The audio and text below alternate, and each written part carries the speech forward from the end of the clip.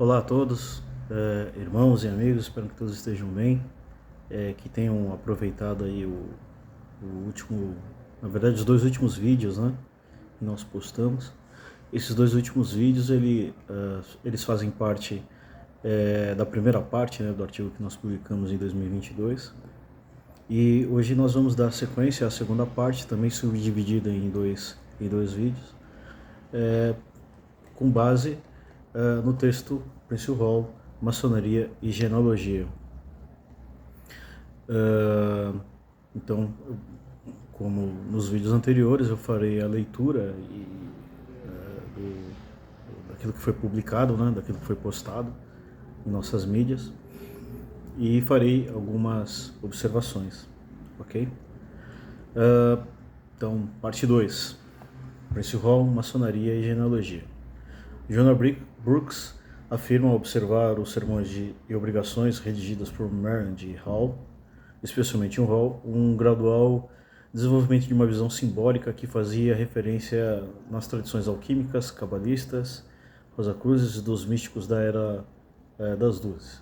Somando-se também a uma interpretação muito particular da visão cristã da época, que tinha por objetivo não só uma coleção e sistematização de um legado africano, mas particularmente uma forma de consciência que se traduzia numa teologia afro-americana. Novamente ela aborda, ela revisita a interpretação que a maçonaria Percy Hall, através do seu fundador, ela foi influenciada por ideias, como nós falamos nos vídeos anteriores, ideias muito características da maçonaria francesa, né? Europeia no geral, mas francesa em particular, sobre abordagens sobre alquimia, rosacrucianismo, cabalismo, né? Eu volto a dizer que eu não concordo muito com essa teoria, porque até não só pelos efeitos né, no dia a dia daquilo que a gente consegue catalogar através da historiografia das lojas Percy Hall, mas também até por um contexto histórico, né? Essa ideia muito avançada, né, à época, ela chega aos Estados Unidos no final do século XIX e no início do século XX. O americano, especialmente o maçom à época, ele não era muito inclinado a esse tipo de pensamento, assim como os ingleses. No entanto, ela faz uma observação aqui importante, que ela fala numa consciência que se traduzia numa teologia afro-americana. Diferente da experiência afrodiaspórica aqui do Brasil, a experiência americana, ela se agarrou no seu como uma via, né, de amalgamar, né, e de acalentar uma boa parte do seu sofrimento devido à escravização à Bíblia. Eles não podiam, né, frequentar as mesmas igrejas que os brancos à época, e houve o surgimento em paralelo, inclusive até a própria Percy Hall, de várias igrejas negras, né? Então existe a Igreja Metodista Negra, a Igreja Batista Negra, isso desde o nascedouro. E tanto o Antigo Testamento como o Novo Testamento serviram como uma referência para que a população negra à época procurasse seus elementos, né, de identificação, e traduzisse o sofrimento deles espelhados com as histórias bíblicas. Então, a exemplo, a saída dos hebreus do Egito como escravizados, né? A própria ressurreição de Cristo. Então, essa teologia afro-americana, que hoje no Brasil acontece, mas num grau menor, mas no Brasil acontece, é algo muito comum ao norte-americano, né, ao negro norte-americano. Então, e óbvio, né, isso acabou influenciando a maçonaria, né, essa teologia cristã afro-americana. O sermão de John Marrant para os, abre aspas, irmãos da honorável Sociedade dos Maçons Livres e Aceitos da Loja Africana, pregação a pedido do grande mestre Percy Hall, fecha aspas, pode ser considerado introdutório do que seria a Loja Africana, no futuro Maçonaria Percy Hall. Marrant, um afro-americano nascido livre, pastor metodista, com uma história pessoal fascinante que passa por sequestros feitos por nativos americanos e uma dramática conversão, desenvolveu uma visão sionista voltada para o povo negro, com um tom não só histórico, mas acima de tudo profético. Hall, ao encontrá-lo em março de 1789, imediatamente reconheceu seu talento e juntos enfrentaram anos turbulentos de perseguição e acusação. Essa observação, né, visão teológica sionista, ela tem que ser entendida como existe um Sião, né? O Sião é como se fosse uma terra prometida,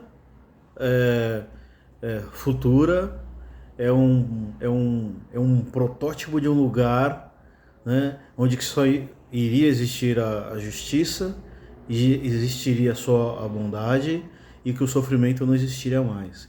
Então é uma ideia lúdica de um estado futuro ideal. Marrant, que era pastor, né, metodista, teólogo, assim como outros teólogos da época, trabalharam a ideia desse sionismo negro, né, essa terra prometida negra, né, essa ideia, né, de um lugar onde a escravização jamais deveria tocar, né, que a maldade jamais deveria tocar e que o opressor jamais deveria ter ação. E de alguma maneira a gente tem que entender que isso também a gente pode dizer uma promessa, um ideário maçônico, né? O ideário maçônico no sentido não final, né? A maçonaria não é o próprio Sião, né? O Sião lúdico, celestial, né? Mas é um meio para tal, é um meio onde que homens com seus defeitos poderiam ser lapidados, poderiam buscar o caminho da perfeição, o caminho da bondade perfeita, e a partir daí preparar esse Sião imaginário, né? Esse Sião projetado, né? Para que ele sirva ao bem da humanidade. O autor aponta ainda no sermão de Marrant uma visão complexa quando trata do autoconhecimento, que além da visão pessoal, envolvendo de fato a um comportamento coletivo, justificado pelos laços que uniam a comunidade afro-americana com a sua identificação ao cristianismo. É o que falamos um pouco antes, né?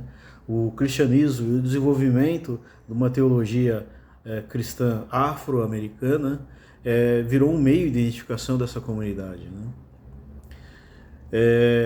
Nas mazelas da escravidão e finalmente dos laços de fraternidade maçônica. Então, unia a teologia cristã afro-americana e laços de fraternidade maçônica. Tudo isso é amalgamado dentro das lojas maçônicas. Então, assim, de novo, isso não significa que pode ser interpretado que as lojas maçônicas Percy Hall, elas tinham um pendor religioso, mas elas sofriam evidentemente uma influência da religiosidade, porque é muito natural a maçonaria afro-americana, essa visão em que a igreja ela não é rival da maçonaria. São, na verdade, organizações que são separadas, mas de alguma maneira elas são complementares, né? Então é importante a gente ter ter essa observação, porque para o maçom afro-americano, e para a maçonaria em geral, não necessariamente maçom afro-americano, maçom Percy Hall, quando eu falo maçom afro-americano, subentende-se isso, seria maçom Percy Hall, não necessariamente a maçonaria ela é apartada do sagrado, né? Ela, na verdade, ela faz parte desse sagrado. Tanto é que as lojas são dedicadas aos santos de nome João. Tanto é que orações são preferidas e o iniciado ele é incentivado a ter uma fé, independente da fé a qual ele já venha, que ele já professa ou irá professar no decorrer da sua vida.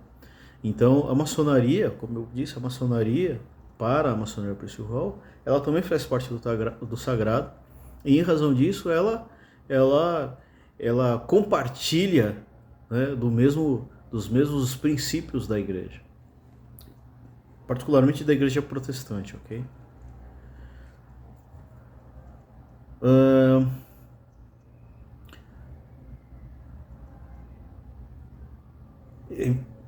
Uma observação que é feita aqui também no texto de John Marriage é que a importância da queda da relação de Adão, as consequências dessa queda e como que isso ela acabou implicando na escravização e servindo inclusive de forma incorreta pelos defensores de regimes escravocratas, que era natural ao negro ele estar em estado de escravização ou escravidão. A gente vai falar um pouco disso depois. O século XVIII é cheio de especulações sobre a localização correta do Éden, abrindo um arco que vai das regiões do Ganges, Nilo e Eufrates, e que na visão da autora eram teorias que Marriage achava plausíveis, indo além, tendo como referência Galtricius, P. Galtricius e Josephus Flávio, ou Flávio José. Marriage assumiu uma posição controversa, teorizava a localização do paraíso na parte principal da Etiópia africana, o que colocaria os membros da loja africana como os herdeiros naturais. Ele escreve: esses rios são as 4 grandes marcas da terra do sábio e do gracioso Deus, que se agradou de desenhar como os limites de habitação para todas as nações estavam prestes a estabelecer neste mundo, em caso afirmativo, que a nação ou povo ousar sem grande desagrado provocado, que Deus derrame seu julgamento sobre eles. Eu digo, atrevo-me e desprezam ou tiranizam suas vidas ou liberdades, ou invadir suas terras, ou escravizar seus corpos. Quem escreveu isso daí foi Marnard, né, na parte aí dos seus sermões, e aí ele indica que a escravização, a exploração da Etiópia são, na verdade, ações contrárias à vontade de Deus. E mais uma vez aparece a Etiópia, né? Falamos lá atrás, a Etiópia como local ideal, físico, né? O local físico ideal, né? Palpável, cujo a sociedade afro-americana ela deveria se espelhar, deveria se construir, deveria se projetar enquanto de forma organizada. Logo, a escravização, a colonização, a invasão e a exploração da Etiópia, assim como as agressões sofridas pelos africanos da diáspora, eram atos diretamente contrários à vontade do Criador, que falamos há pouco. A autora não aponta, mas é importante esclarecer que é da característica maçônica americana, e por extensão afro-americana, um forte traço de religiosidade, notadamente protestante. Importante a gente também destacar que a maçonaria ela floresce muito em terras protestantes, particularmente na Inglaterra, muito na Inglaterra, muito nos Estados Unidos, né? São as 2 maiores populações maçônicas do mundo, que rivalizam em termos de número, né? Brasil e Inglaterra, a quantidade de maçons. Há uma discussão meio incipiente sobre isso, né? Se o segundo lugar de maçons do mundo é em território brasileiro ou se é na Inglaterra. Mas fato é que em termos históricos, países protestantes, a maçonaria ela floresceu mais, né? O contrário de países católicos, né? Isso daí a gente pode abordar um pouco depois, é uma questão que merece um vídeo separado para poder falar sobre. E aí ela enfatiza isso, né? Que o progresso da maçonaria em terras protestantes. Marge elabora uma intricada argumentação de que a escravização, o racismo e o comércio escravista é a reprodução moderna do drama da queda adâmica e a rebelião de Lúcifer, a disputa entre Caim e Abel, correlacionando a relação de opressor e agredido.